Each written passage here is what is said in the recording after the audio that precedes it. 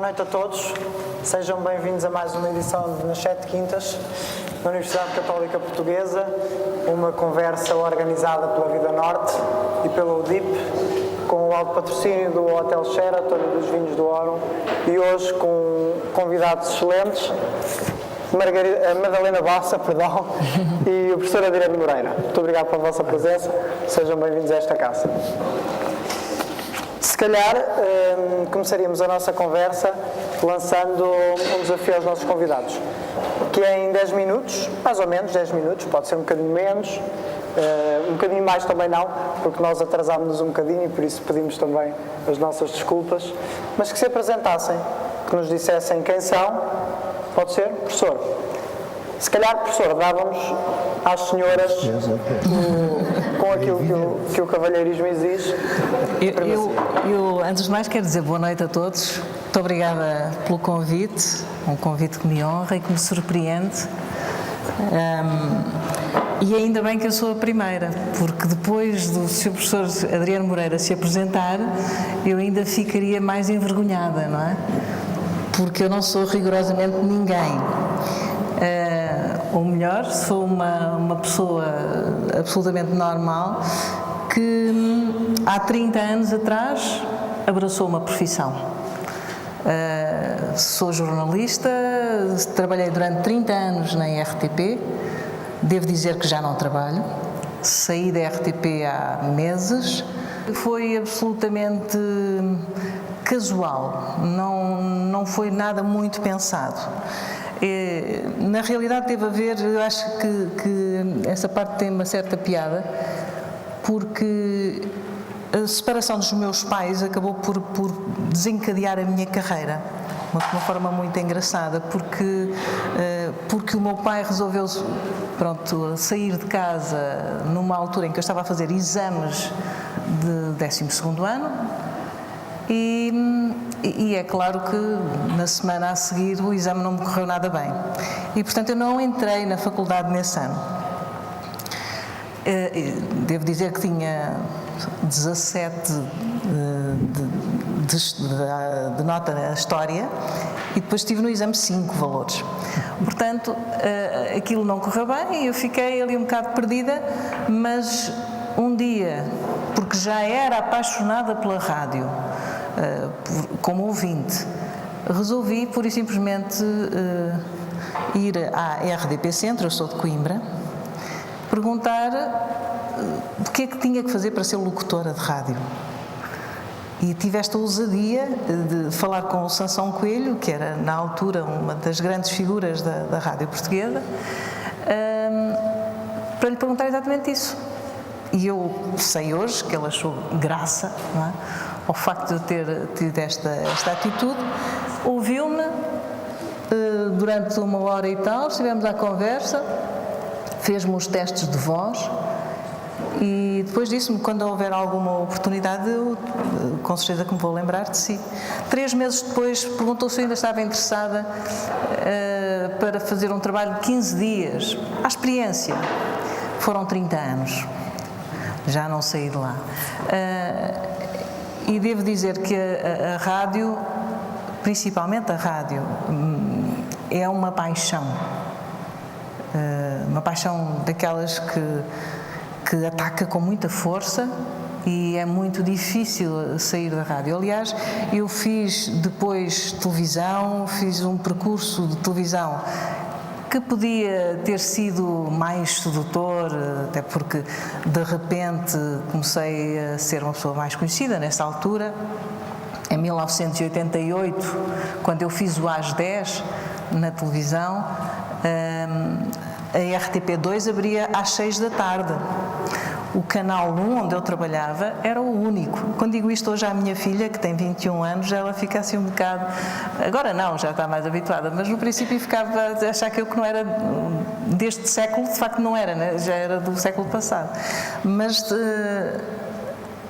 esta circunstância de eu ter tido essa oportunidade de tomar contacto com a televisão numa altura em que não era tão vulgar fazer-se televisão e aparecer na televisão, em que tinha 4 milhões de telespectadores em média dia, deu-me de facto essa oportunidade de passar a ser conhecida.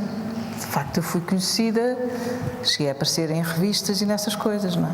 Portanto, o que poderia ter acontecido é que eu tivesse esquecido a rádio, não é? E tivesse ficado seduzida por aquela coisa da televisão, da imagem, de aparecer, das pessoas conhecerem. Pois, mas não, eu fiz sempre rádio. Mesmo quando fiz o às 10, nunca deixei de fazer rádio. Porque considero a rádio muito mais interessante, muito mais um ambiente muito mais que espicaça muito mais a nossa imaginação e a capacidade dos profissionais de produzirem imagens com som é uma coisa que sempre me seduziu muito. Pronto, basicamente entrei então para a rádio em 1983, em 88 fiz o programa às 10, foi quando comecei a fazer televisão, de então para cá fiz vários programas também na televisão, mas como disse, essencialmente na rádio. E quando digo rádio, eu digo Antena 1, foi sempre onde eu trabalhei. Nos projetos, múltiplos projetos que abracei, há dois que penso que são de maior destaque na minha carreira. Foi o Mil e Uma Escolhas, um programa de um formato de entrevista semanal, e o Heróis Como Nós, que foi um programa também que me deu muito prazer fazer, onde eu cresci muito, apesar de ter já 45 anos quando comecei a fazer, cresci muito interiormente e, portanto, foi um prazer tê-lo feito. Agora estou a abraçar uma nova fase da vida, que é uma coisa engraçada. Aos 48, quase 49 anos, estou a recomeçar, estou a começar de novo. E, enfim, com a base de sustentação que são os 30 anos de carreira, estou a lançar-me sozinha num projeto e depois podemos falar sobre isso, mas é um desafio também interessante e se acharem que têm interesse também posso falar um bocadinho sobre isso. Eu não vou dizer absolutamente mais nada, porque enfim, é como digo, isto para mim é até um bocado inibidor, porque ter uma figura como o professor Adriano Moreira aqui nesta sala e estar eu aqui a falar é absolutamente ridículo. Portanto, eu acho que vou dar toda a primazia ao seu professor, porque é de facto ele que tem o destaque aqui hoje, não é? Fica combinado. Muito obrigado. Falarmos do seu programa. Professor. Bom, eu vou ver se encurto o que lhes posso dizer, que eu já vivi tantos anos, quando acabasse, estava na hora de vocês irem para casa. Mas há uma coisa que eu tenho que começar por dizer, como está pouca gente, tenho a certeza, vão guardar segredo.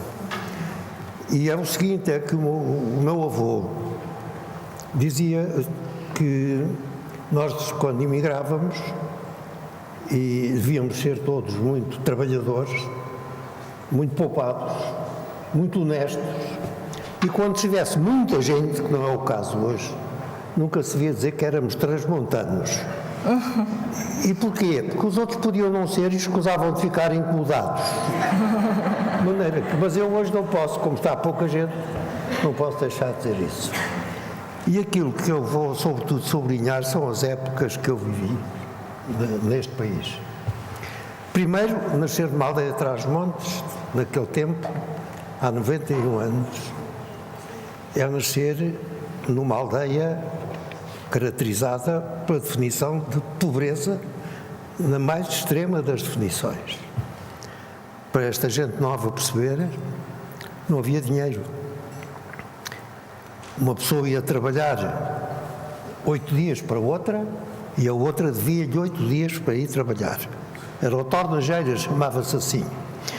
Se um emprestasse os bois, emprestava 3 dias, ficava com direito a uma semana de trabalho, etc. Era assim que as coisas corriam. E as compras, em pequenas lojas que havia em cada aldeia, só se pagavam no fim do ano, na altura das colheitas. Pagava-se em produtos. Pois o dono da loja é que tratava de vender isso. A rapaziada, quando ia à vila, levava os sapatos às costas e só os punha na entrada da vila, que era para não estragarem, tinha que durar muito tempo. Portanto, o meio era muito pobre.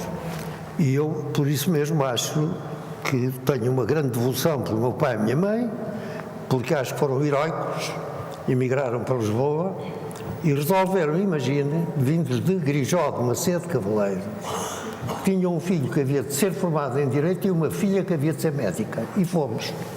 E fomos. Pelo menos ele morreu tranquilo quanto a isso. Bom, isto é a primeira coisa. Depois eu lá fiz o meu curso, fui professor de uma coisa que se chamava a Escola Superior Colonial e ensinava Direito. E um dia o ministro, que era o almirante Sarmento Rodrigues, chamou-me e pediu-me para ir fazer um estudo sobre o regime prisional do ultramar. Eu fui a todas as colónias da África e foi a minha primeira queda no mundo, porque verifiquei que andava a ensinar coisas que não correspondiam aos factos. E então abandonei isso e consegui transformar a escola num Instituto Superior de Ciências Sociais e Políticas. E foi o primeiro curso de Ciência Política, de Relações Internacionais e de Estratégia que se conseguiu introduzir na universidade. E foi sempre isso o que mais me apaixonou, toda a vida. Depois fui também professor na escola, no Instituto de Estudos Superiores Navais de Guerra, durante 30 anos, no Instituto de Estudos Militares, no Brasil, na Universidade Católica, enfim.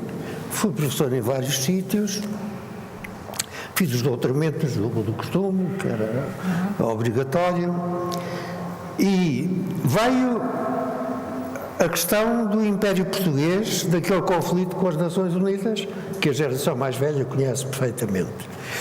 Eu tinha escrito muitas coisas sobre isso, a tal queda no mundo que eu tinha tido, ando para aqui a ensinar coisas que são falsas, porque ninguém cumpre isto, lá temos que alterar esta coisa. E fui chamado para ir na primeira delegação portuguesa às Nações Unidas. Foi a minha segunda queda no mundo, porque foi a primeira vez que eu vi todas as áreas culturais do mundo a falar em liberdade, porque isso nunca tinha acontecido na história do mundo. E então eu comecei a aprender que os outros não eram pessoas a quem devíamos dispensar tolerância. Tínhamos que dispensar respeito, não era tolerância. A atitude era de respeito. E daí vêm as minhas intervenções reformistas, depois que tive a oportunidade de fazer, extinguir os estatutos indígenas, o Código do Trabalho, que foi considerado mais avançado da África, e eu devo dizer que me deu uma grande alegria vir a ter lido. Tinha chegado a Portugal o diretor-geral do BIT, porque fiquei com mais esperança em relação à situação dos trabalhadores. E porquê? Porque o BIT se superintende mundialmente nessa situação. E quando eu publiquei esse código, ele mandou uma delegação à África a ver se era verdade. E desse instituto. De maneira que eu fiquei muito satisfeito quando li no jornal que tinha vindo cá o diretor-geral do BIT. E já lá tenho o relatório. Ainda não tive tempo de ler porque é deste tamanho. Bom, mas mantém o espírito que efetivamente tinham.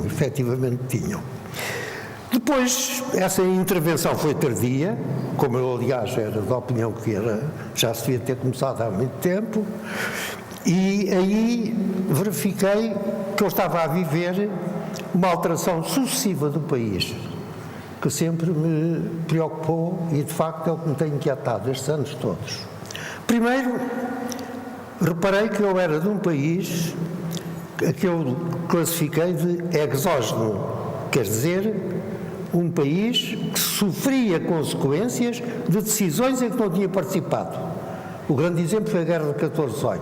A gente não fez nada para a Guerra de 14-18, mas o nosso exército foi esmagado na Flandres, foi completamente destruído o exército português, a invasão que fizeram em Moçambique chegou à beira, os alemães, e o sul de Angola também foi invadido, e há, como é costume, a tropa com pouco material, poucos mantimentos, pouca assistência, etc. E o país ficou exógeno, mostrou que era exógeno. E um português devia assumir isto para ter um conceito do que pode fazer o país. O país precisa ter um conceito estratégico sempre. E foi isto que eu aprendi. E esse conceito estratégico foi um conceito que o levou sempre a procurar fugir ao tal muro de Castela, que todos se lembram da crónica do Zorada, que explica a reunião do Dom João I com os filhos. Então, fizemos isso. E fizemos isso em termos curiosos, é que não fomos os grandes administradores, porque o primeiro império acabou em Alcácer Quibir e o Estado estava falido. O segundo império acabou com a independência do Brasil e este Estado aqui estava falido. E o terceiro império acabou em 74 e o Estado está na situação em que, eu não quero insistir na descrição, porque todos estão conscientes disso. O que me tornou para mim evidente que o país precisou sempre ter um apoio externo. Esse apoio externo pode ser a organização internacional que esteja organizada e, portanto, sustenta a independência dos países, porque a protege, ou pode ser uma sede com poder. A primeira a que nós recorremos foi a Santa Sé, o Afonso Henriques. Ele declarou-se vassalo do Papa e fez uma coisa que também peço para guardar em segredo, não convém que o Ministro das Finanças saiba isto. Ele comprometeu-se a pagar 4 onças de ouro anuais ao Papa e nunca pagou, e segundo o cronista, por esquecimento muito bem lembrado. Foi assim que as coisas se passaram. Depois, tivemos, com a segunda dinastia, a Aliança Inglesa, que nos custou caríssimo ao longo dos tempos, mas era um preço a pagar para manter o país e ter alguma expressão. E, finalmente, quando acabou o Império Euromundista, que não era só nosso, era da Frente Marítima Atlântica, nós tínhamos que ter um apoio externo, que era a União Europeia. Foi o que aconteceu. Bom, e por isso, e o país, nessa altura, não foi apenas um país exógeno, que sempre foi, dependente das tais decisões em que não toma parte, evolucionou para país exíguo. Eu escrevi um livro com esse título. Exíguo porquê? Porque se me tornou evidente que estava a crescer uma relação negativa entre obrigações e recursos. E, portanto, havia uma situação exígua do Estado, como agora se demonstra que é verdade. Foi assim. Depois, o arrumo à Europa levou logo os economistas, sobretudo, a acharem que o país era periférico. E eu acho uma maravilha da ciência que, no globalismo, consigam descobrir o país periférico. Eu acho que o país não é nada periférico e depois, se tivermos tempo, explico-lhes porquê.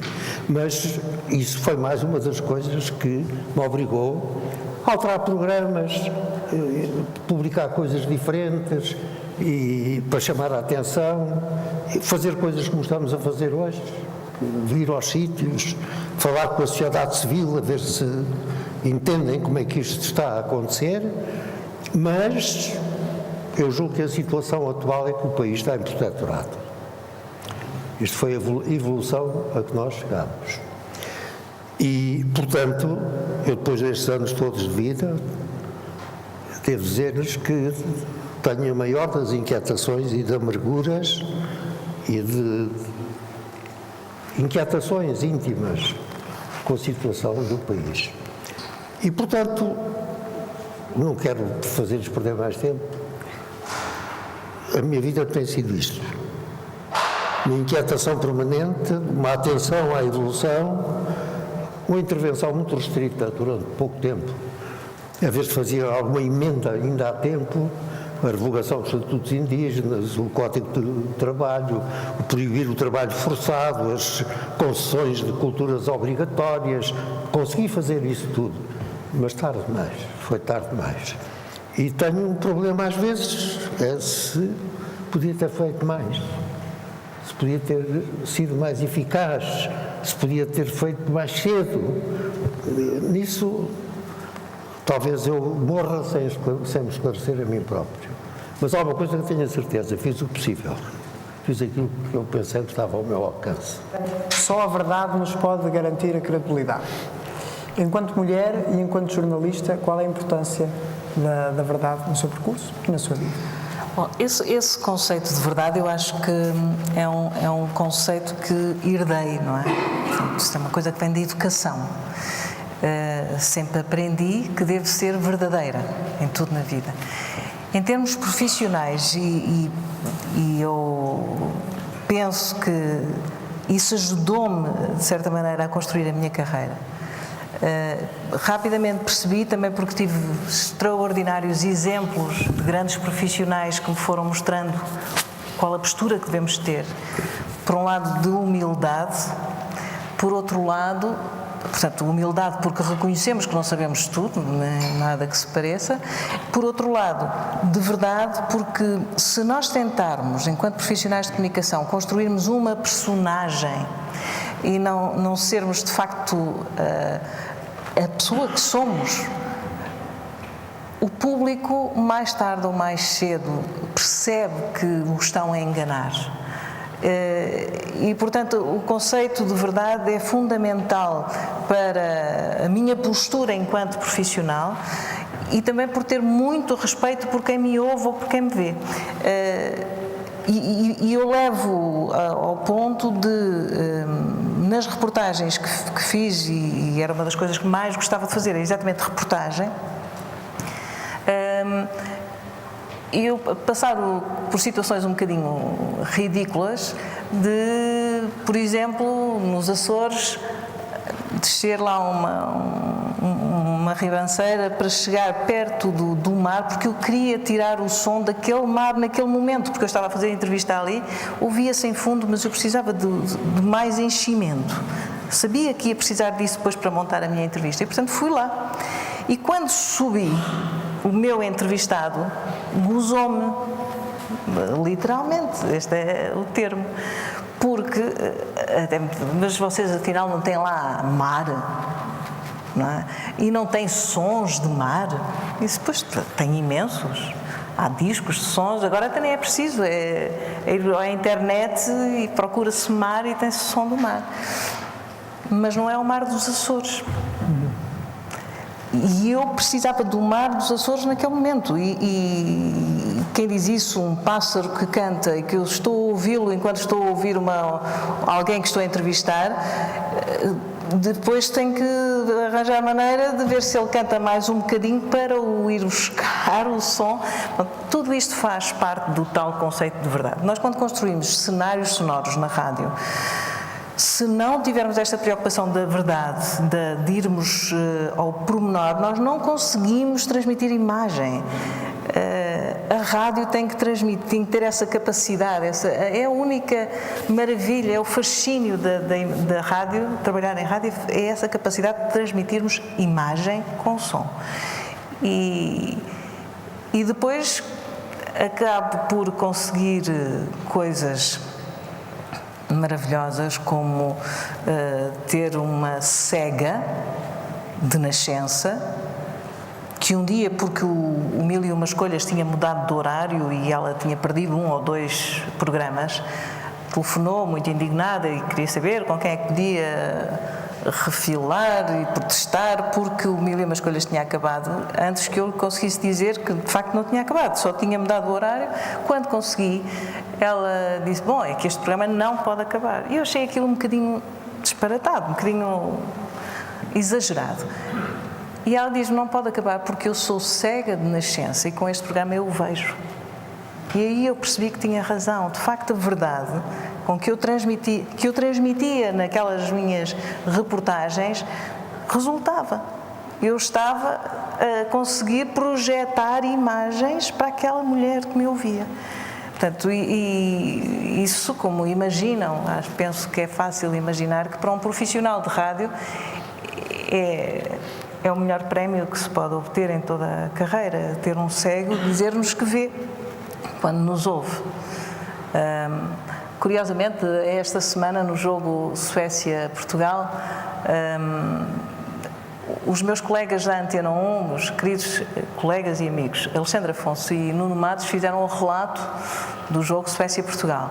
E neste momento, sem surpresa nenhuma para mim, porque já há muito que os conheço e sei como são bons profissionais, eles estão, hoje, por exemplo, estavam nos jornais do mundo, não é? E ontem também, por causa dos momentos emocionantes que eles conseguiram transmitir com o seu relato do jogo Suécia-Portugal, nomeadamente o segundo golo, o relato do segundo golo de Portugal, pelo Nuno Matos, pronto, tem sido divulgado e reproduzido à exaustão nas redes sociais, no YouTube e também noutros canais de rádio, um pouco por todo lado.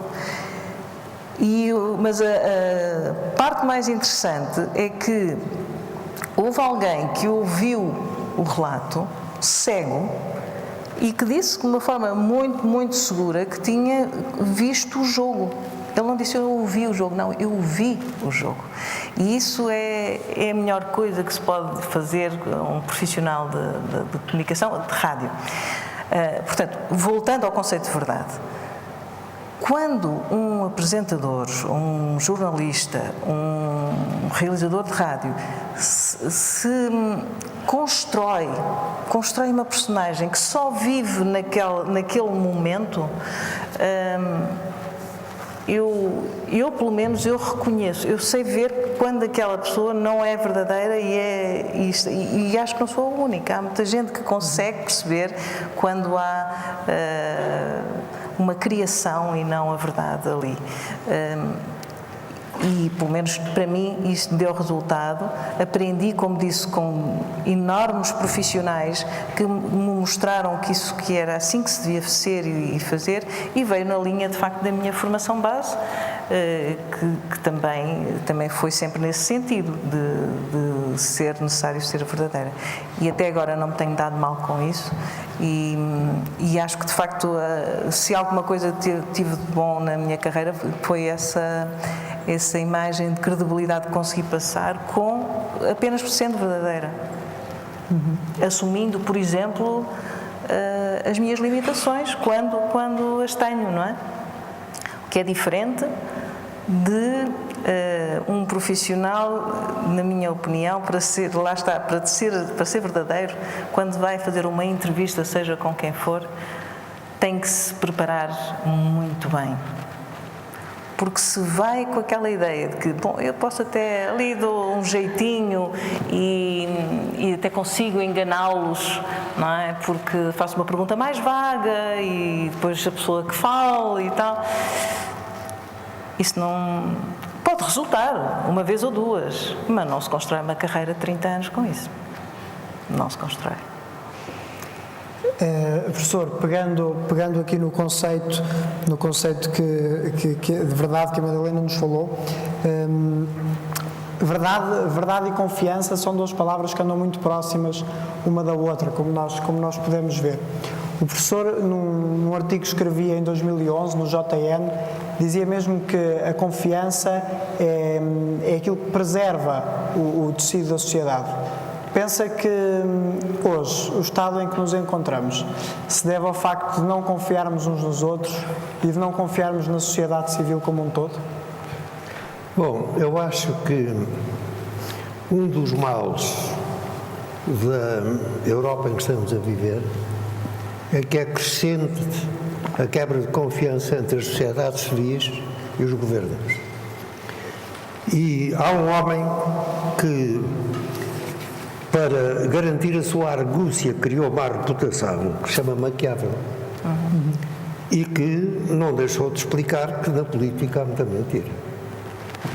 Bom, eu recordo-me sempre das memórias do Luís XIV, que escreveu-as para o neto, visto que o neto é que lhe sucedeu, e para preservar o seu bom nome. E dizia-lhe assim: se te disserem que eu assinei o Tratado dos Pirineus com a Espanha, mas não cumpri, não te aflijas. Quando eu assinei, eles já sabiam que eu não ia cumprir. Bom, isto levou-me até num curso que eu tive que escrever sobre ciência política, dizendo que a sociedade civil tem que fazer um esforço para que o poder não ultrapasse a mentira razoável. Seja comedido, que não se ceda.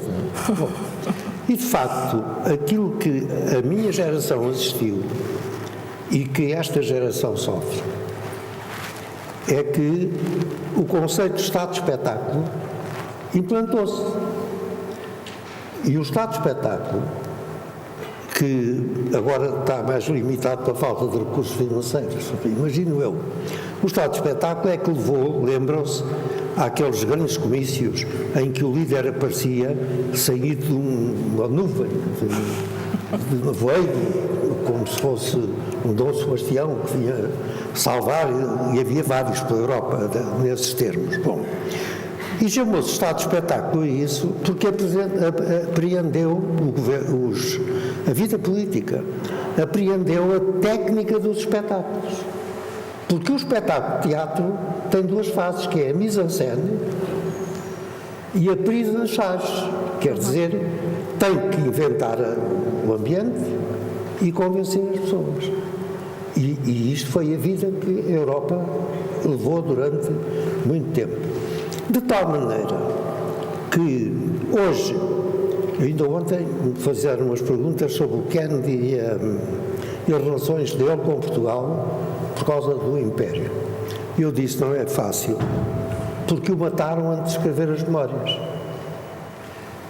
E porquê?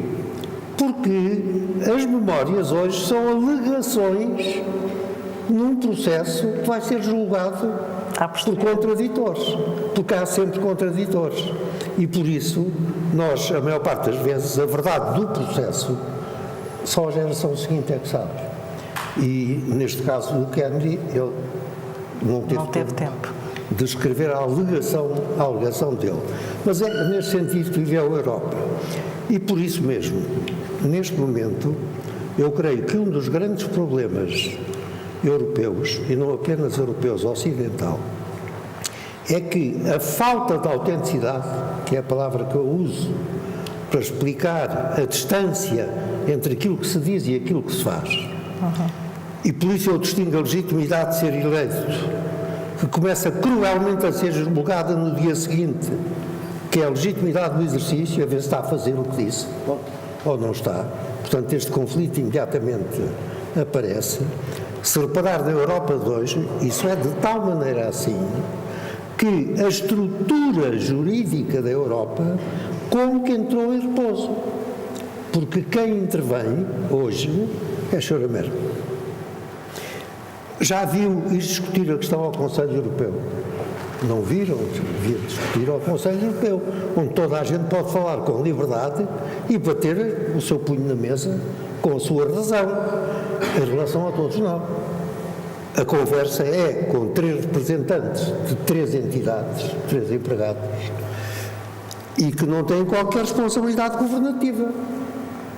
Bom, mas os órgãos que haviam de governar e garantir as coisas que são princípios fundamentais da Europa, incluindo a solidariedade, a ajuda mútua, isso está um pouco afetado e, portanto, a distância entre o proclamado e o feito dá uma violação da autenticidade.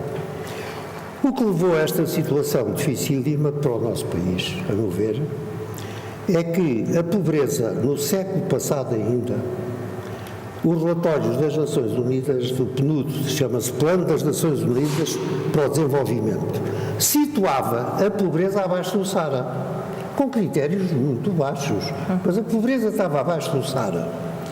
Neste momento a pobreza ultrapassou o norte do Mediterrâneo e está a reconstituir o Limes romano, a fronteira do Império Romano, mas exatissimamente, porque é a Creta, é a Grécia, é a Itália, é a Espanha, é Portugal, é a linha do Império Romano.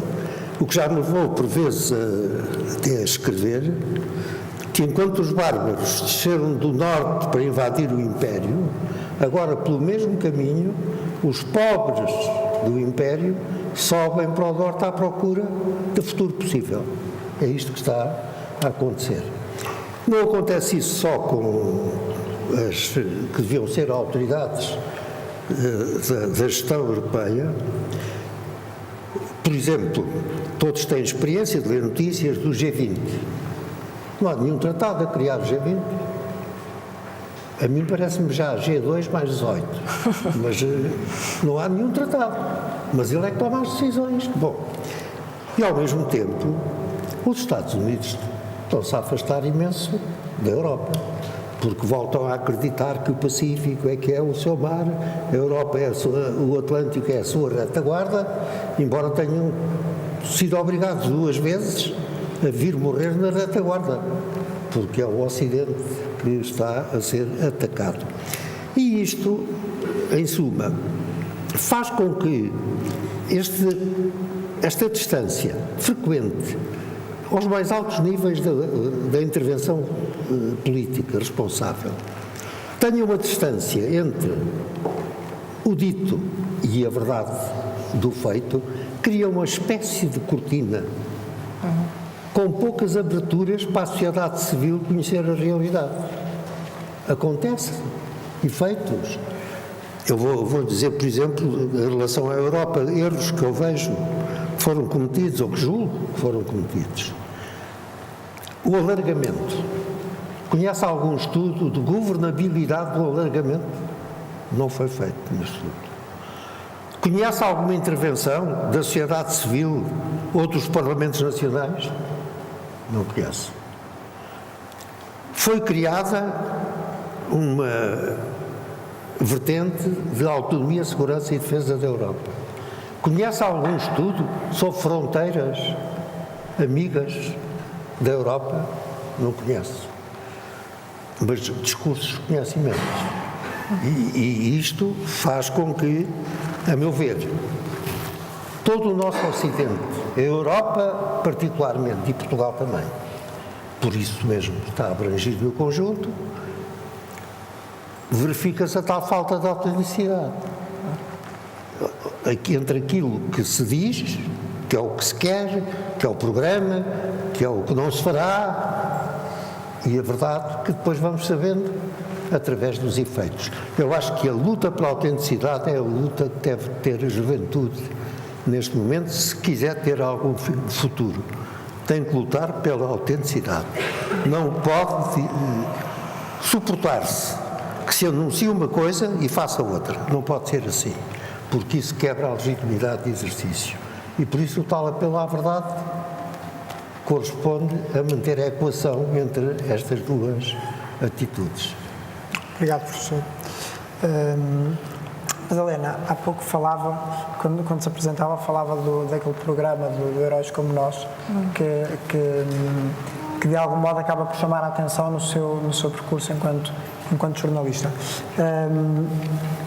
Pedia-lhe que nos dissesse, estamos num ambiente universitário, numa casa onde se estuda comunicação, se ainda há espaço para este tipo de programas na comunicação em Portugal, se não há, porquê, e já agora, o que é que a marcou a si pessoalmente nesse programa, um ou outro exemplo que nos possa dar?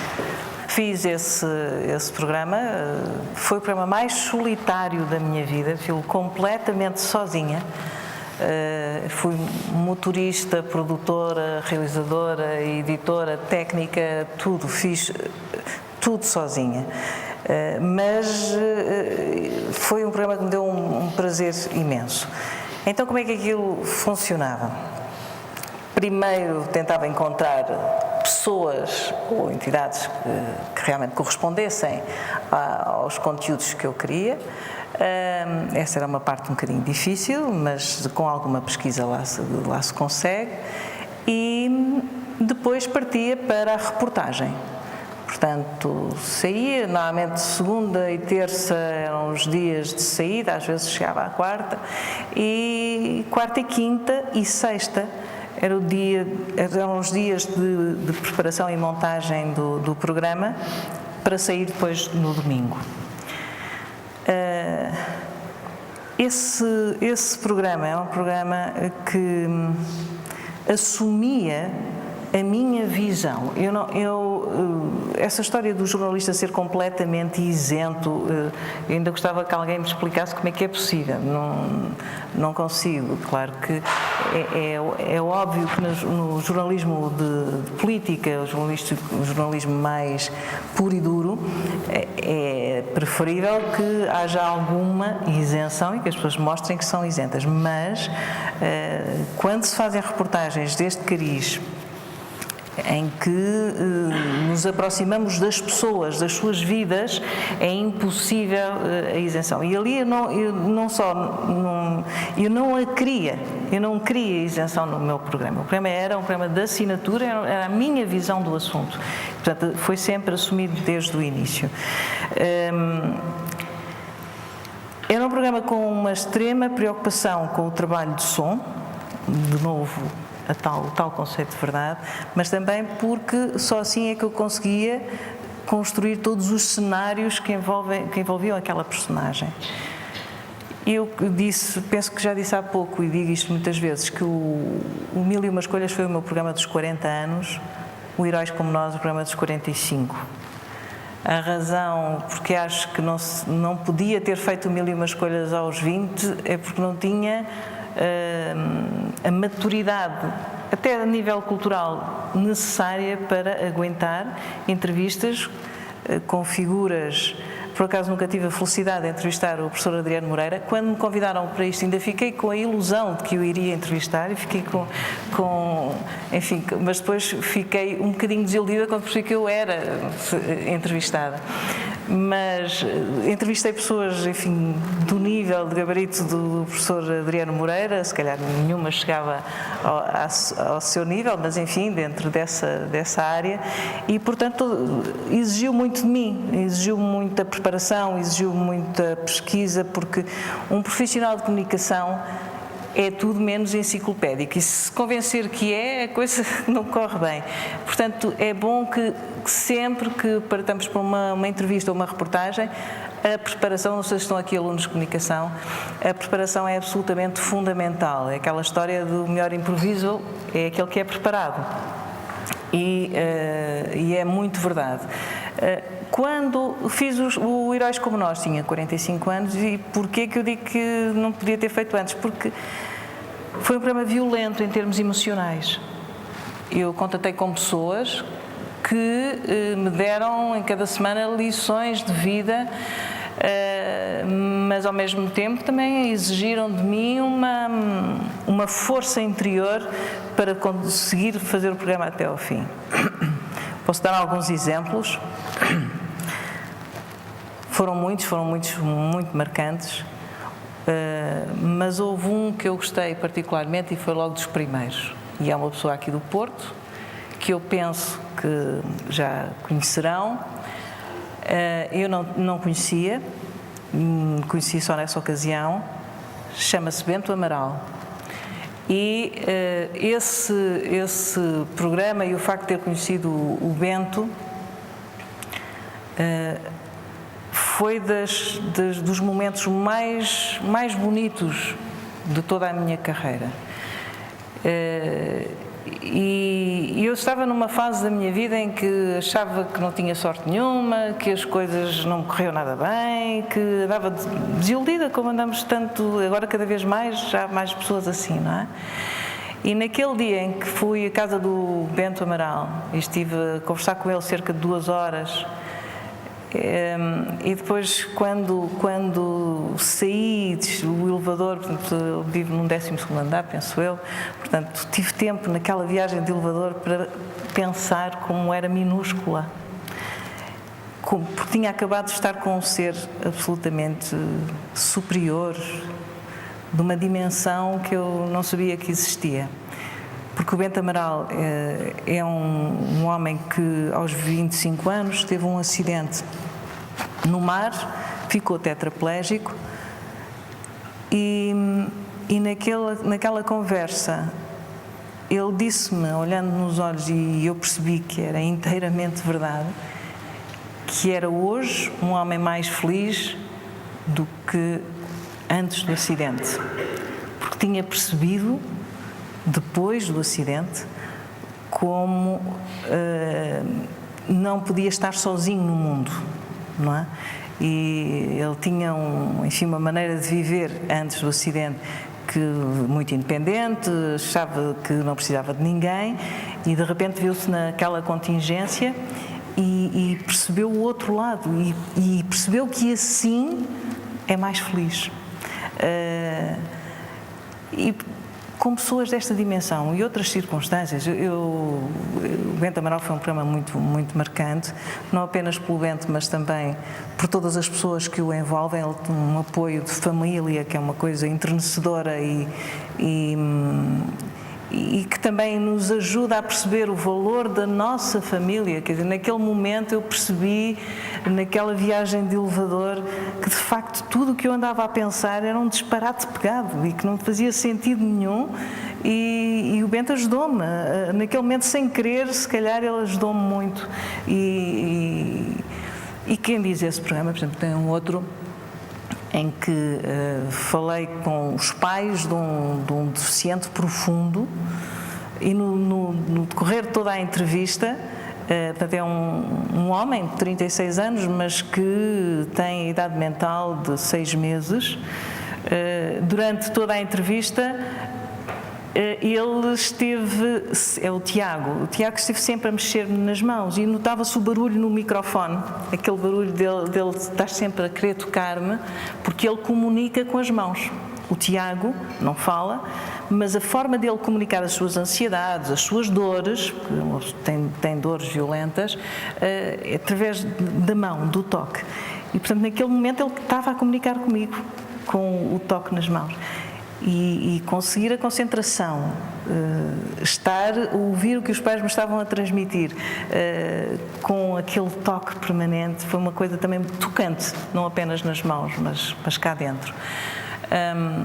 Depois o programa também não era só isto, que tinha por exemplo, fiz entrevistas, reportagens com entidades, por exemplo, o centro na Universidade do Algarve, há um centro de Ciências do Mar, que trabalha muito bem, e que foi motivo de reportagem no Heróis Como Nós, porque eles, entre muitas outras coisas, estavam na altura a fazer o seguinte: descobriram que na Ria Formosa havia plantas que já tinham existido na zona da Arrábida, do mar da Arrábida, e que por força da pesca de arrasto durante anos e anos e anos o fundo do mar ficou completamente deserto e era preciso devolver a vida, porque desaparecendo a flora, desapareceu a fauna.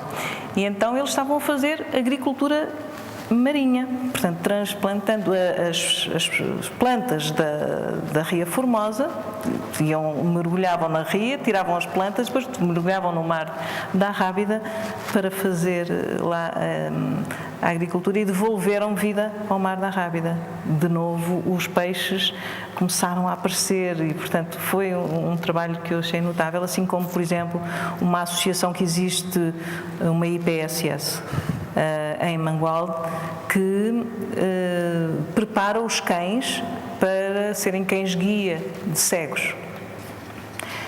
Andam de mão estendida a tentar arranjar dinheiro para preparar um cão que fica cerca de 15 mil, ou pelo menos na altura em que eu fiz a entrevista era 15 mil, 16 mil euros cada cão, e depois entregam aos cegos, prestando um serviço inestimável. Não é? E eu achei absolutamente extraordinário como é que aquelas pessoas, de uma forma voluntária e até quase humilhante, têm que andar a pedir dinheiro para conseguirem fazer um trabalho absolutamente notável. Portanto, o Heróis Como Nós não trabalhou só casos de pessoas que serviram de exemplo, mas de instituições que também fazem trabalhos muito bons em Portugal. Portanto, eu acho que este trabalho não ficou completo. O programa terminou no fim de um ano porque a direção de programas entendeu que eu devia pegar num outro conceito, mas eu acho que o Heróis Como Nós tinha mais pernas para andar e havia muito mais para contar. Haja quem queira trabalhar em formatos deste género, porque há muito para fazer. E não, pelos vistos, não foi um formato assim tão mal sucedido, porque foi nomeado para prémio da Sociedade Portuguesa de Autores como melhor programa de rádio de 2010. Portanto, era porque o programa fazia sentido, não é? E tinha algum interesse. Fica o desafio. Sim, fica o desafio. Não é um trabalho fácil, atenção, não é um trabalho fácil, mas é um trabalho estimulante e muito interessante.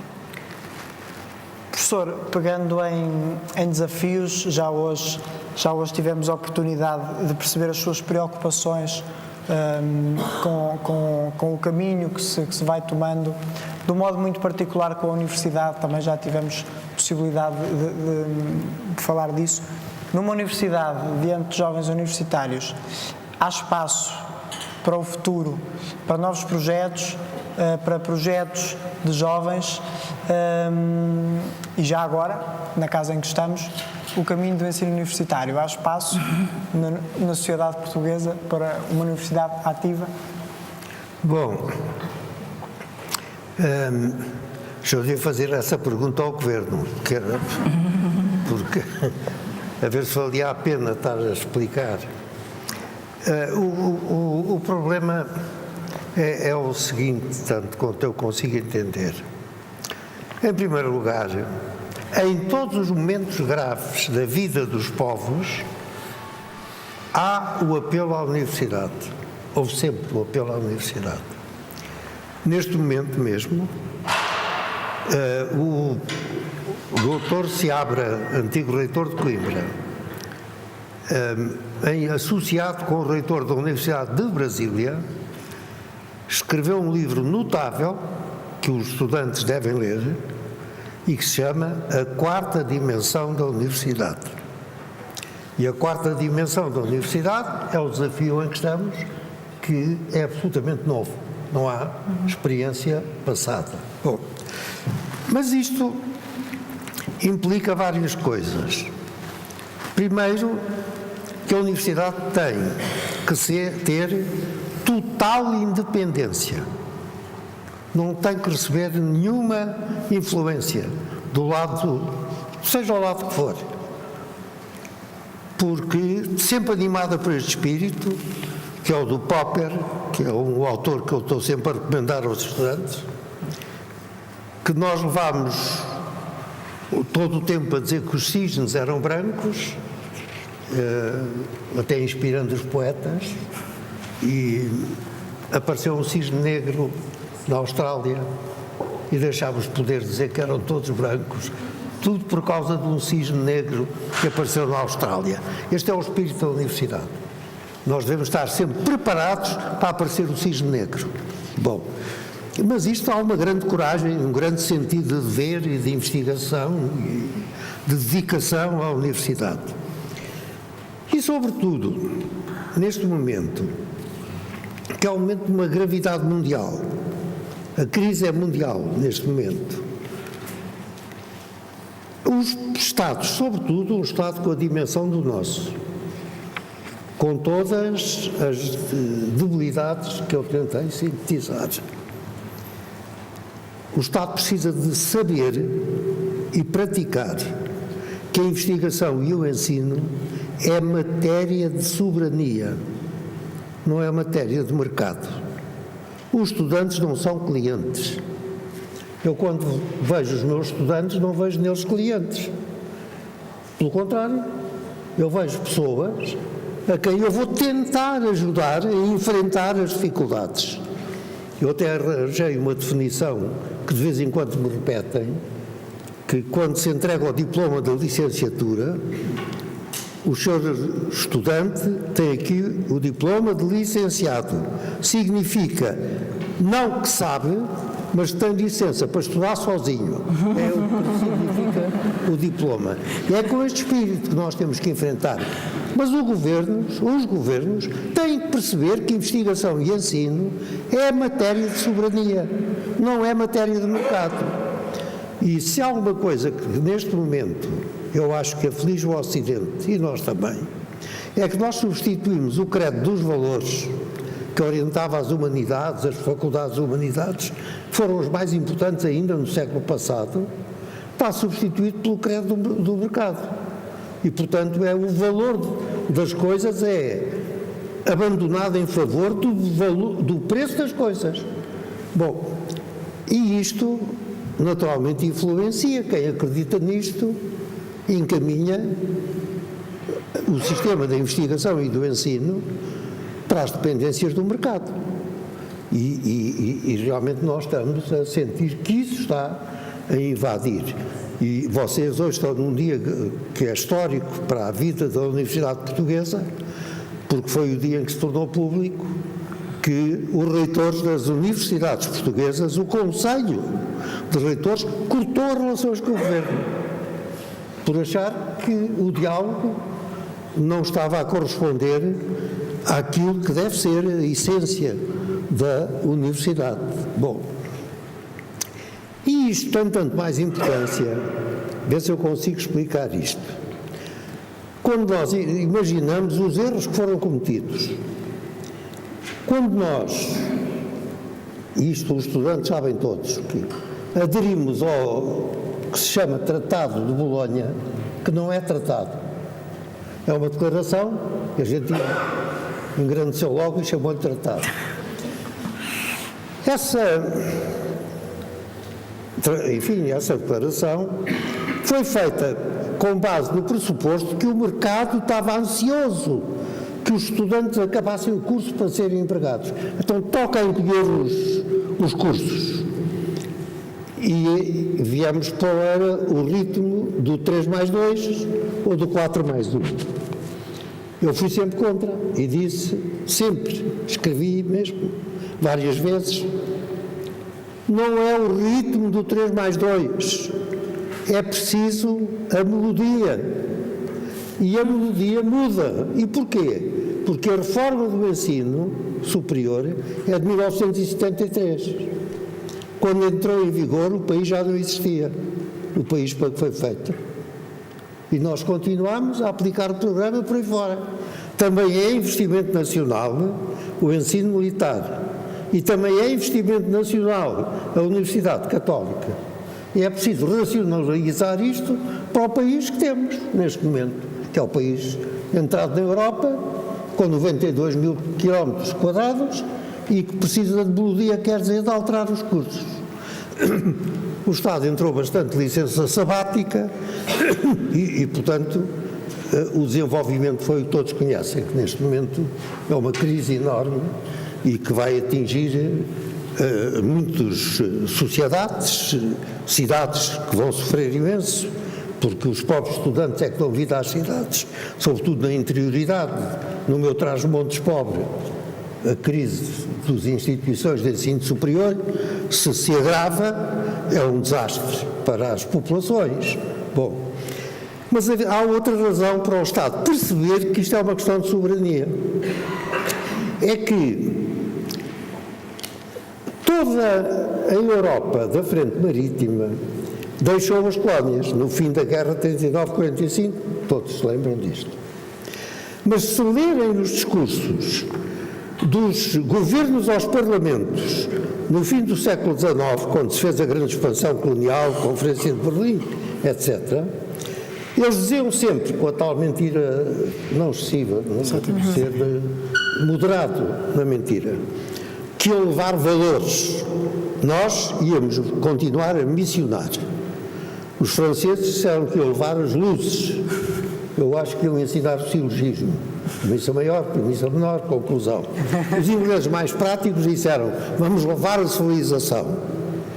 A verdade é que iam todos saber das matérias-primas, dos mercados dos produtos acabados, das energias não renováveis e do preço do trabalho. Porque o preço do trabalho foi fundamental. Foi a evolução, que foi da escravatura, que passou pela servidão, depois pela tal liberdade da conferência, da Declaração de Filadélfia, que dizia que todos os homens, ali homens metia mulheres, a palavra era género humano, vá lá. Todos os homens nascem iguais com direito à felicidade, vírgula, mas os nativos não, mas os escravos não, mas as mulheres não, mas os trabalhadores não, mas os que não pagam imposto não. Uma porção de nãos que foi preciso pagar ao longo de séculos e ainda não chegámos ao fim. E quando veio a descolonização, porquê é que veio a descolonização imediata? de facto os chamados aliados não ganharam a guerra, não perderam a guerra, não é a mesma coisa, porque perderam o domínio das matérias-primas, perderam o domínio dos mercados de produtos acabados, perderam o domínio do preço do trabalho, que eles se queixam da China agora, e essa é uma das razões. Ficava o quê?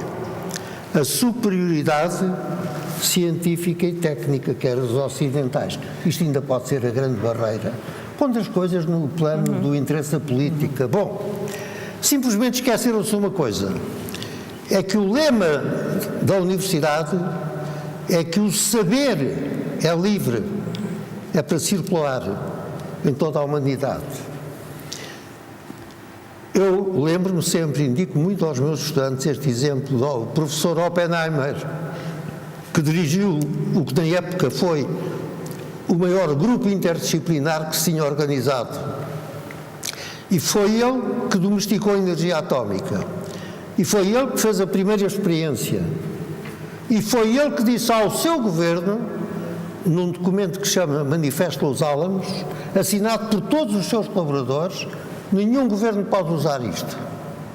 É claro, foi logo considerado companheiro de ruta, foi demitido e foi preciso esperar pelo Kennedy, que foi visitá-lo para o reabilitar, mas não lhe pode dar os 20 anos de vida que ele perdeu e que podia ter prestado outros serviços à humanidade. Bom, ora bem, este problema verificou-se que a superioridade técnica e científica não chega, porque a própria coisa que o Oppenheimer descobriu, neste momento assusta ao mundo, porque quantos países é que têm a bomba atómica? Uma porção de países têm a bomba atómica. Bom, e por isso mesmo, isto deve levar os governos a saber que a investigação e o saber são fundamentais no regime de concorrência global em que estamos. Porque, ou nós entramos também no nível da investigação e no nível do saber, ou então realmente exógenos, realmente marginais, realmente com o futuro um bocado difícil. Ora bem, isto tem muito que ver com o Estado Social, porque o Estado Social hoje está muito em discussão, não é? Muita gente anda contra o Estado Social, pronto. Esquecem-se de uma coisa, a tal declaração de que todos os homens nascem livres e com igual direito à felicidade, implica que todos tenham uma base de partida que permita isso. E o Estado Social destinou-se a estabelecer a base de partida para que eles possam realizar um futuro digno e aceitável. Por raridade da nossa história, isso foi uma confluência do socialismo democrático e da doutrina social da Igreja. Estiveram de acordo em fazer isso. E acontece que na Constituição Portuguesa o Estado Social é uma principiologia. Não sei se há aqui estudantes de Direito que podem perceber esta linguagem. Quer dizer que as leis têm definições que são imperativas e têm princípios. Por exemplo, é o que faz o Tribunal Constitucional, sobretudo joga com princípios. E o Estado Social da Constituição Portuguesa é de princípios. Aquilo que diz é que o direito será gratuito na medida do possível. A saúde será gratuita na medida do possível. Se o possível diminui, o princípio não diminui. E, portanto, não se pode deitar o princípio pela janela, porque isso é deitar o futuro dos jovens pela janela, é deitar o futuro da sociedade civil pela janela. Nós não temos de deitar fora os princípios, porque as dificuldades apareceram. Temos é que enfrentar as dificuldades. E eu penso que esta é uma das razões que deve ter levado os reitores a esta atitude histórica de cortar as relações, de fazer a afirmação da identidade das universidades e, sobretudo, de dar um ensinamento, talvez. é que a democracia não é apenas de indivíduos. A democracia também é de instituições. É preciso respeitar os indivíduos e é preciso respeitar as instituições. Eu tenho que respeitar cada estudante, mas tenho que respeitar a universidade, que é a base da minha sociedade civil. E é esse o problema que nós estamos a enfrentar. Muito difícil na vida portuguesa, vocês reparem que, por exemplo, quando eu instituí a Universidade de Angola e a Universidade de Moçambique, foram as primeiras, havia uma única escola de ensino superior do Império Português, que era em Goa. Era a escola médica, cujos diplomas não eram reconhecidos aqui. Foi uma dificuldade. Tive que lhe chamar estudos gerais, dizer que era 3 anos, depois, se saísse bem, dava-se o resto, etc. Porque o hábito secular é que não era assim, tinha que ser centralizado aqui. E nós verificámos, já por experiência nossa, que isso era um erro completo. Nós tínhamos sustentado isso aqui, por exemplo, com a Casa do Império, os mais velhos lembram-se, e a Casa do Império foi onde nasceram todos os revolucionários da ultramar português. Bom, portanto, se hoje forem ver o que estão a fazer eles, não digo que seja sempre da melhor qualidade, entre nós também não é tudo da melhor qualidade, mas todos estão a fazer universidades. Aqui há 2 anos houve em Bragança uma reunião das universidades de língua portuguesa. Era presidente um professor brasileiro. Reuniu 400 pessoas. Não veio em nenhum jornal. E eu, por curiosidade, convidam-me sempre, mas é por ser transmontano. Portanto, Exato. Faz favor de vir também, eu vou. E eu pedi os diplomas dos reitores, o currículo. Doutores pela Rússia, doutores para a Alemanha, doutores para a Inglaterra, doutores para os Estados Unidos. Os reitores não são pessoas com falta de qualidade. É um grupo pequeno, mas eles perceberam que é preciso, porque é uma necessidade de soberania, ter a definição moderna da investigação e do saber. Só dessa maneira é que se consegue. É possível. É por isso que eu acho que é uma batalha importante. Já perdemos tantas que temos o direito de ganhar esta. Conseguir que ceder razão aos reitores, desta vez, pelo menos, porque se vocês querem ter futuro, é preciso que os reitores tenham razão e lhe reconheçam. É o que eu espero. E nós agradecemos as suas palavras, professor, claro está. E se calhar agora os nossos convidados permitiam-nos que abríssemos, o leque das perguntas às pessoas que estão aqui connosco. O futuro está ali todo sentado. Quer ver como é que é? E se calhar pedia-vos só que fossem mesmo perguntas, que fossem diretos. Que eu ouço mal, não é? Está bem. Que fossem diretos nas perguntas e deixava-vos uma ou outra sugestão. Lembrar-vos que, por exemplo, a Madalena teve algum tempo de voluntariado, nós não conseguimos aqui pegar nisso, e o professor, claro está, foi um grande académico e um homem do Estado e do Governo. Deixava-vos estas dicas para que também pudessem fazer algumas perguntas. Quem quer começar? Mesmo perguntar a Madalena, falou do atual projeto. Fiquei com curiosidade de saber qual é o projeto atual. Não sei se quer reproduzir É melhor. Fiquei com alguma curiosidade em saber qual é o projeto atual. o projeto. Ok, mas a pergunta tem a ver com aquilo que eu estou a fazer neste momento. De facto, eu decidi sair da RTP, mas penso que imaginam que nunca me passou pela cabeça ficar parada sem fazer nada, não é? Trabalho desde os 18 anos, gosto muito de trabalhar e, portanto, a minha ideia foi sempre mudar, mas não deixar de trabalhar. E aquilo que estou a fazer agora simplesmente estou a constituir como empresária, que para mim é uma experiência nova. Espero, enfim, conseguir fazer alguma coisa de jeito. Com certeza que vou ter alguém que me vá ajudar, porque para gestão eu acho que não tenho muito jeito, mas na realidade basicamente o que eu vou ser é assessora de comunicação, assessora mediática, e também vou trabalhar na área de relações públicas e organização de eventos. Isto porque ao longo da minha vida, para além da RTP, eu fiz outras coisas, não é? Eu também fui relações públicas e comunicação de uma grande empresa que se chama Companhia Industrial de Resinas Sintéticas.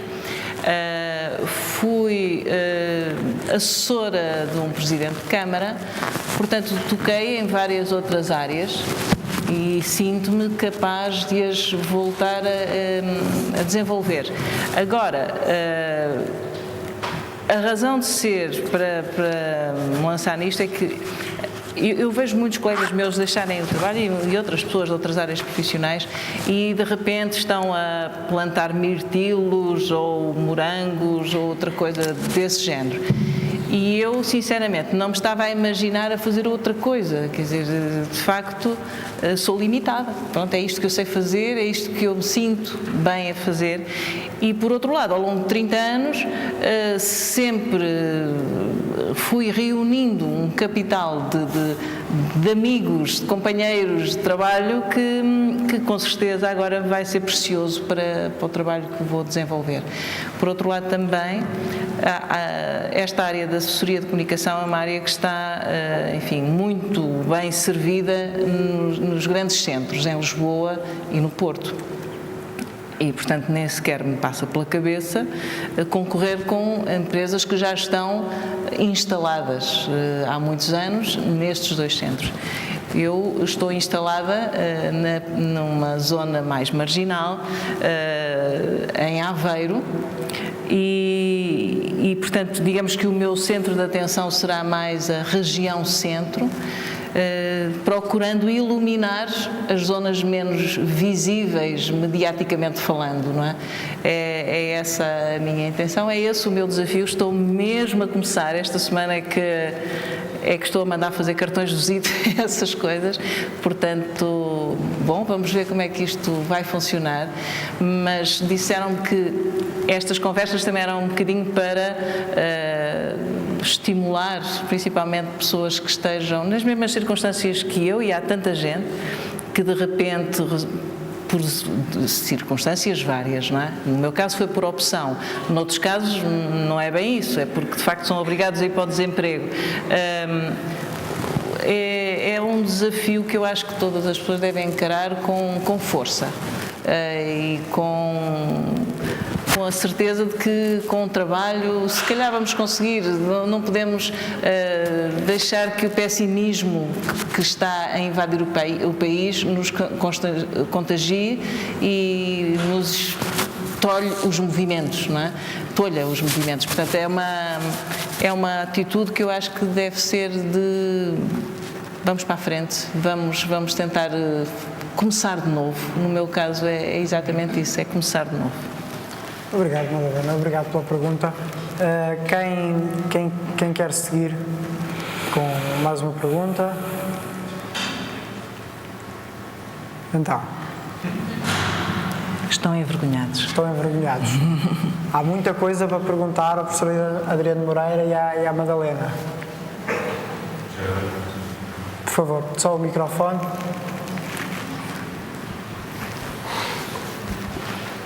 E perguntar ao Sr. Adriano Moreira se, em relação à verdade que foi tanto abordada aqui, se hoje em dia as universidades também fazem essa cultura de verdade e, sobretudo, de valores que tanto falta na nossa sociedade e na nossa Europa.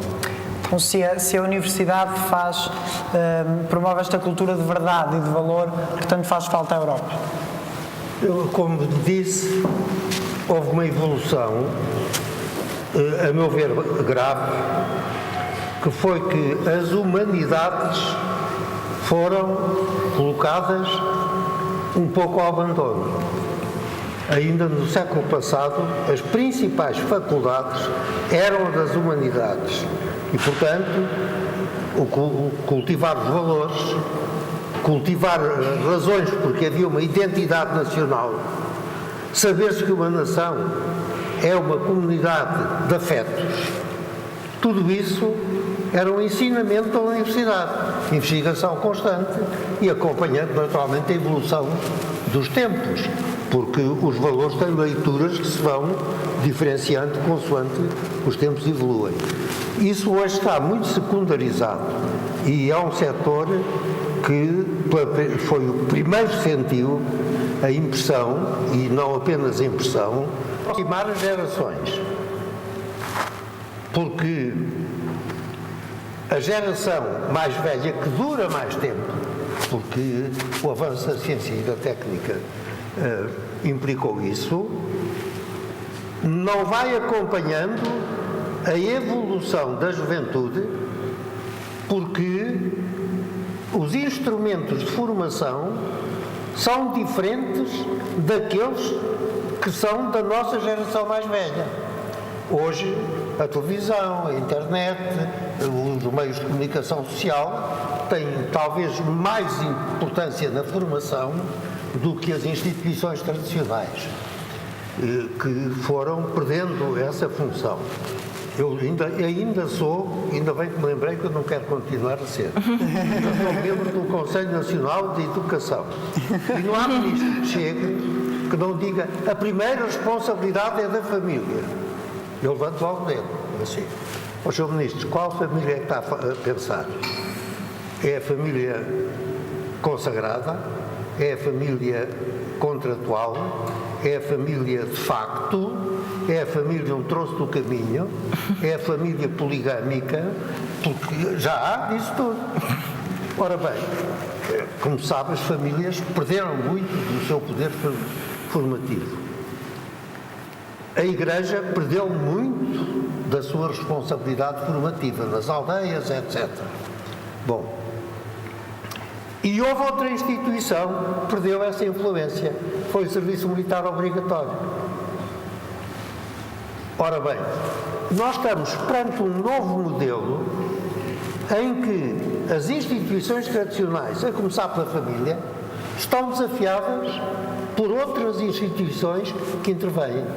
Então é necessário que os mais velhos sejam informados da evolução, a acompanharem. Criaram-se cursos para a terceira idade. Em Lisboa faz isso o ICSTEC, faz a Academia das Ciências. Há câmaras municipais que fazem. O Eiras, por exemplo, tem um excelente curso para a terceira idade. Os Rotários também fazem, em alguns sítios. Mas quer dizer, é uma atividade que tem que se começar a fazer. Depois há outra, é que o nosso ensino tradicional, e foi isso, provavelmente, que ajudou a este apagamento das humanidades, o que se aprendia, o que se investigava e o que se sabia nas humanidades não acompanhava o que se investigava e o que se sabia nas ciências duras. Então começámos a fazer uma experiência também de inspiração europeia, de ter grupos mistos de jovens cientistas das humanidades e das ciências duras e dos cientistas já formados das humanidades e das ciências duras que se encontrem para que se compreendam. Isso implica uma evolução da universidade, que eu espero que vocês já estejam preparados para perceber, é que nós ensinávamos, quando demos por este fenómeno, que era preciso a interdisciplina. Fazer um projeto, por exemplo, vou fazer uma barragem. Eu não quero só engenharia, eu preciso saber das populações que são afetadas, portanto preciso saber antropologia, sociologia, etc. Nós estamos a caminho de criar não a interdisciplina, mas a transdisciplina, em que a formação seja complexa. Já temos muitos rapazes e raparigas que obtêm títulos nas humanidades e obtêm títulos nas ciências duras, já deve ter reparado nisso. É a evolução que nós vamos seguir.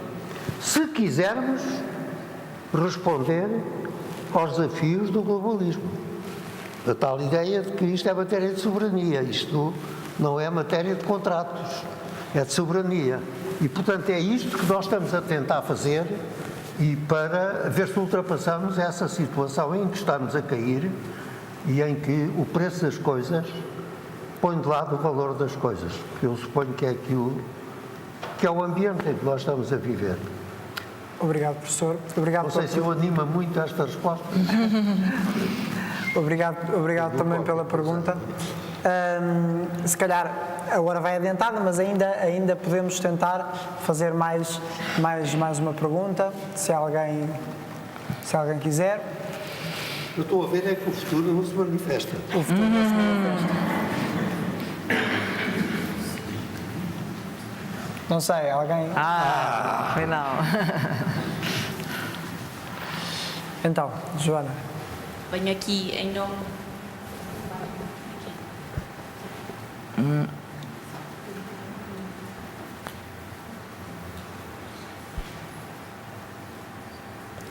Venho aqui manifestar-me então em nome do futuro, tentando representar o futuro.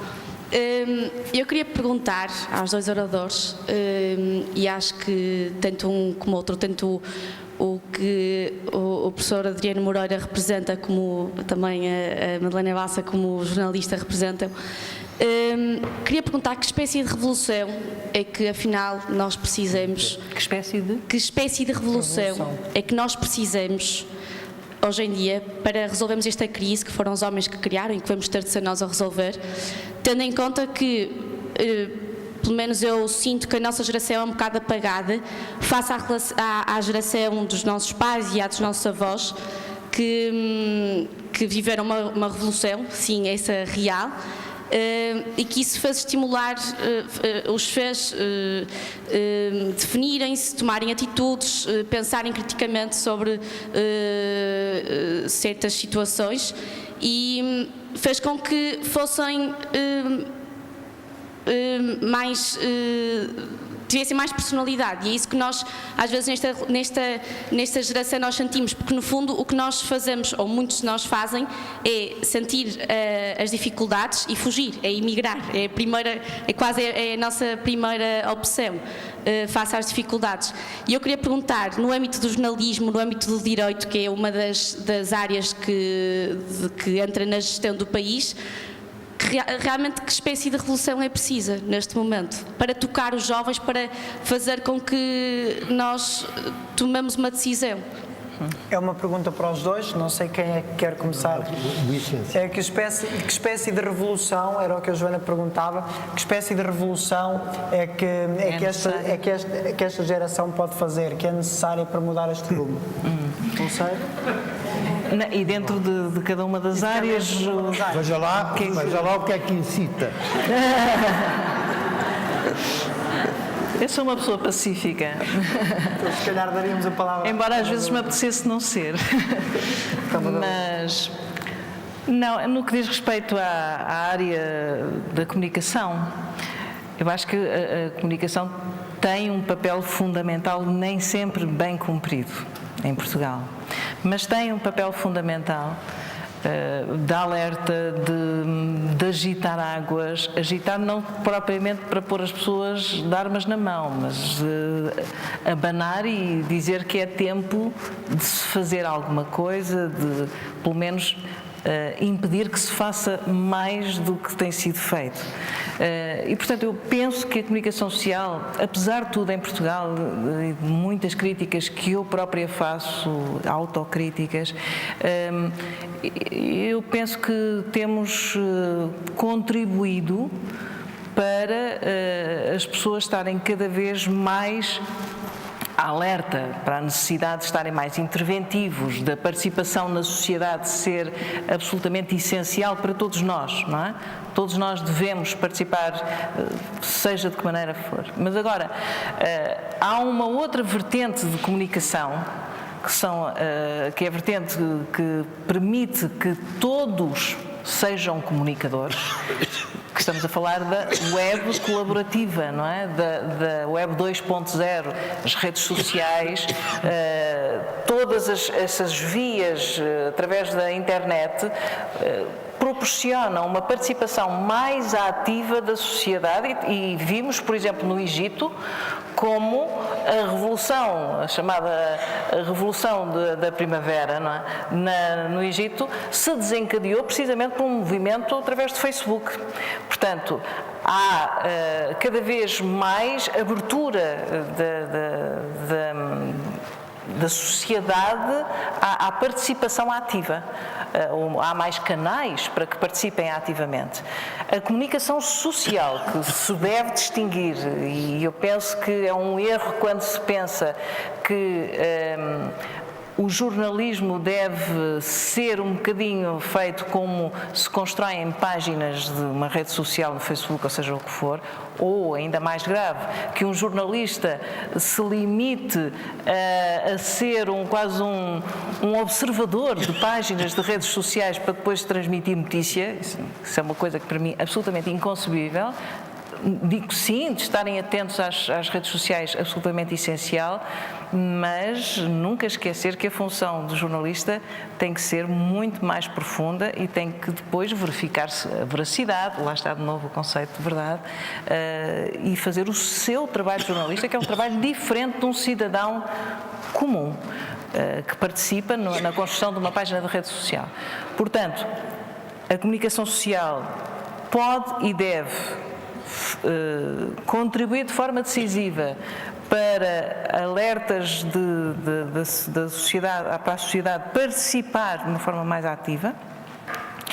Pode e deve ser também um sítio, um local, no que diz respeito a televisões e rádios, de debate, de intervenção cívica, de participação, por isso é que também proliferaram os programas, quer na televisão, quer na rádio, onde se abrem, digamos, os microfones e as televisões para a participação do público. Também vem um bocadinho ao encontro disso, da necessidade que sentia a vontade que a sociedade tem de participar. E penso que depois disto tudo, depois da comunicação, de estar a fazer o seu papel, a sociedade deve corresponder, todos nós devemos estar. Porque estamos mais informados, porque temos a obrigação de saber mais dos assuntos, devemos também saber como reagir no momento certo. Não sei se a palavra revolução é adequada, agora que, no meu entendimento, muito modesto, é tempo de facto, fazermos valer valores que se têm perdido e que o professor Adriano Moreira também aqui explicou como e onde é que estão os problemas que tanto o preocupam e que a nós preocupam também muito. E eu fico ainda mais preocupada quando vejo pessoas como o professor Adriano Moreira preocupado, não é? Porque de facto é sintomático da gravidade da situação. Portanto, é tempo de acordarmos. Eu acho que é tempo de acordarmos e não estou a dizer para irmos com armas para a rua, mas se calhar as pessoas têm que começar, por exemplo, nestas situações das universidades, os alunos, os reitores cortaram relações com o governo, mas não se esqueçam que os alunos têm um papel fundamental. Os alunos têm um papel fundamental. Em 1969, os alunos tiveram um papel fundamental, não só para o meio universitário, mas para o país. Portanto, vocês, já que estão a falar de que papel é que podem ter, não é? Olhem, por exemplo, juntem-se aos reitores e aos professores nesta luta, que é uma luta por nós todos, por vocês, por mim, por todos, pelo país. Porque, de facto, a cultura e estes valores que as universidades transmitem, esses valores, principalmente na área das humanidades, são absolutamente fundamentais para que consigamos olhar para amanhã com um olhar mais positivo e mais esperançoso, que neste momento está um bocadinho enegrecido. Não é? Professor. Bom, a questão é muito complicada, claro, como já foi explicado. E Eu, em primeiro lugar, queria chamar-lhes a atenção para o seguinte. Quase sempre as grandes modificações que nós temos começam com factos insignificantes, a que nós não medimos o alcance. Não sei por eu já hoje tive a ocasião de falar nisto. A Primeira Guerra Mundial começou e depois alterou todo o mapa político da Europa, etc., porque mataram um príncipe. Que é uma coisa que acontece desde que há história, não tem importância nenhuma. Morreram 20 milhões de pessoas. Bom, e a Segunda Guerra Mundial começou porque se elegeu democraticamente um lunático, tinha cabelos negros, mas tinha paixão pelos cabelos loiros e pelos cabelos ruivos. Morreram 50 milhões de pessoas. Que comunicava muito A bem na Revolução rádio. Francesa começou com um movimento da sociedade que foi conquistar uma cadeia onde não havia presos. E deu o resultado que deu. Marca a separação entre a época dos reis e a época dos povos. Passou assim. Porque aqueles franceses em Paris resolveram fazer aquilo. Depois lá foi, por aí fora. Isto é para lhe dizer o seguinte, e que a universidade não pode ir mais longe que isto. Eu já lhes falei no Popper e no Cisne Negro. Temos de estar sempre à espera do Cisne Negro. Ninguém pode fazer juízos de certeza neste momento. Os juízos de probabilidade é uma audácia. E os juízos de possibilidade é preciso fazê-los tendo consciência que talvez aconteça outra coisa. Não foi aquela que nós previmos. Portanto, vocês estão a crescer numa época de completa incerteza quanto ao futuro. Mas há uma coisa, por isso mesmo, que eu acho muito importante, que são as manifestações não condicionadas, não organizadas. Como vocês estão a fazer hoje aqui. Quando isto começa, é a sociedade civil que está a despertar. A sequência, depois o historiador vai explicar como é que foi a sequência. Mas há um problema que é connosco. É os valores. É em direção a determinados valores, que não queremos que se percam. E é por isso que as raízes têm importância. Quando nós falamos em raízes, não é para dizer que vamos repetir o passado.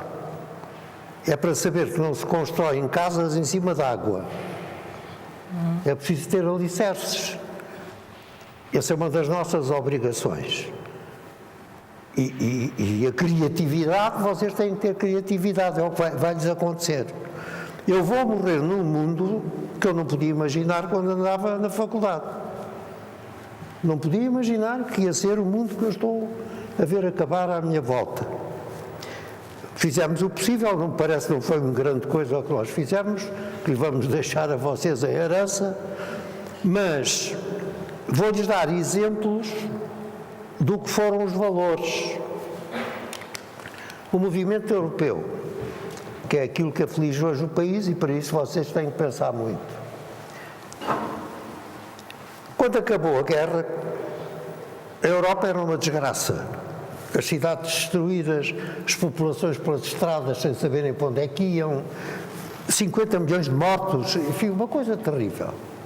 Tinha vivido sempre na Renânia, ali na fronteira do conflito, sempre em luta contra o nazismo, sofrendo o que se pode sofrer nessas circunstâncias.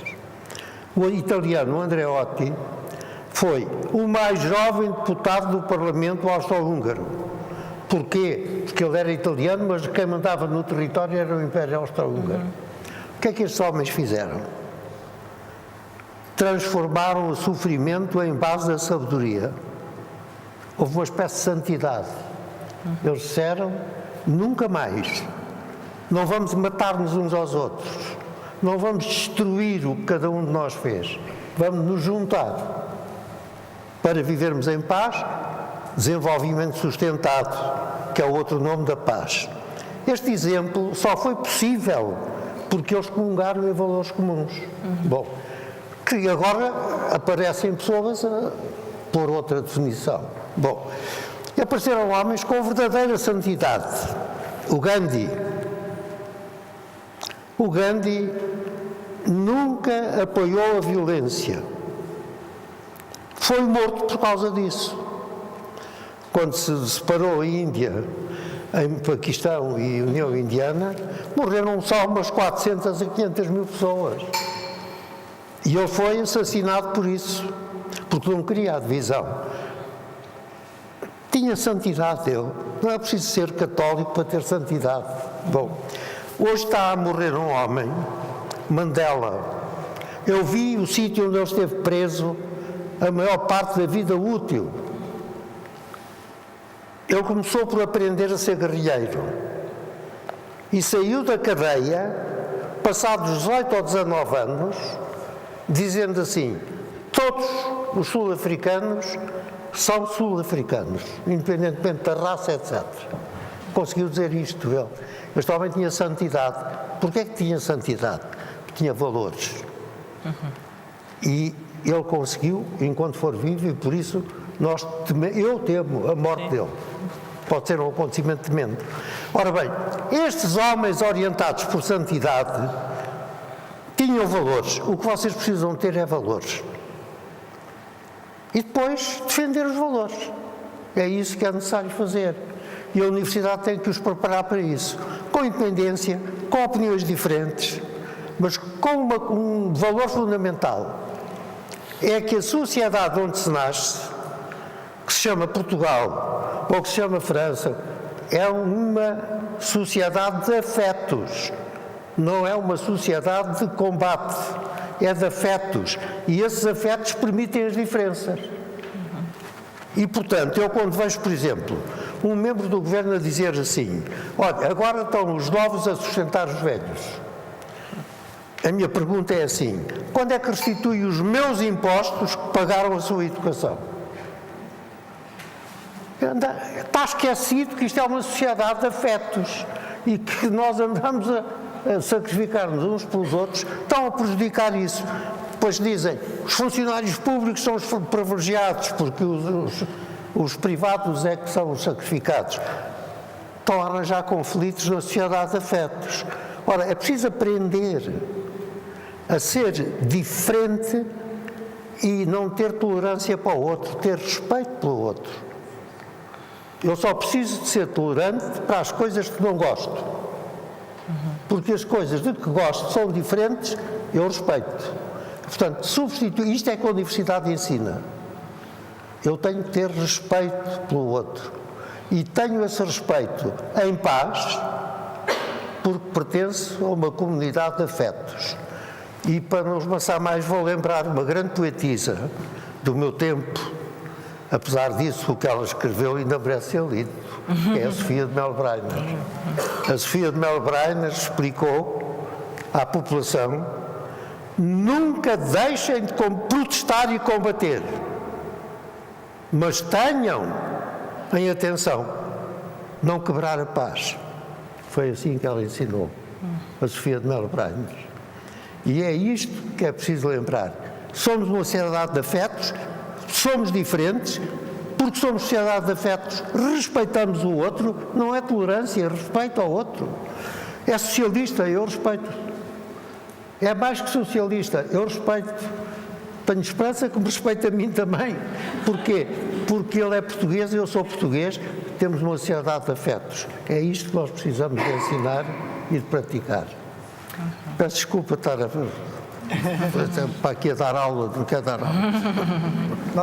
Nós agradecemos as suas palavras, professor, e se calhar, se a Madalena e o professor me permitissem, e vós também, como as horas já vão adiantadas, se calhar era precisamente com esta ideia dos afetos e com as bonitas palavras de Sofia Mel Brainer que terminávamos a nossa conversa, agradecendo aos nossos convidados a sua presença, agradecendo também a todos aqueles que se quiseram associar a nós por terem vindo à Universidade Católica.